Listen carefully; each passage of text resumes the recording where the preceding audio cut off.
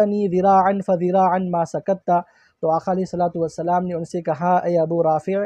اگر تم خاموش رہتے، یعنی آقا علیہ الصلوۃ والسلام کا حکم پا کر جاتے اور ہانڈی سے اور ایک دست لینے کے لیے جب وہ ہاتھ ڈالتے تو پھر اللہ رب العزت غیب سے ان کے لیے اور ایک تیسرے دست کا انتظام فرما دیتا۔ تو آقا علیہ الصلوۃ والسلام فرماتے ہیں کہ اے ابو رافع اگر تم خاموش رہتے اور اگر تم مجھے اور ایک دست لا کر دیتے،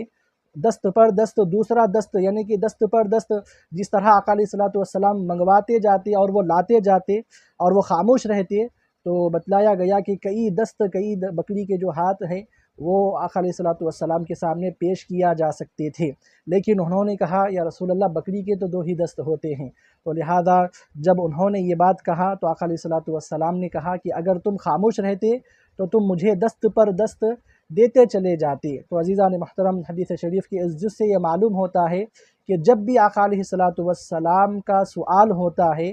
تو پھر غیب سے اس چیز کا انتظام کر دیا جاتا ہے،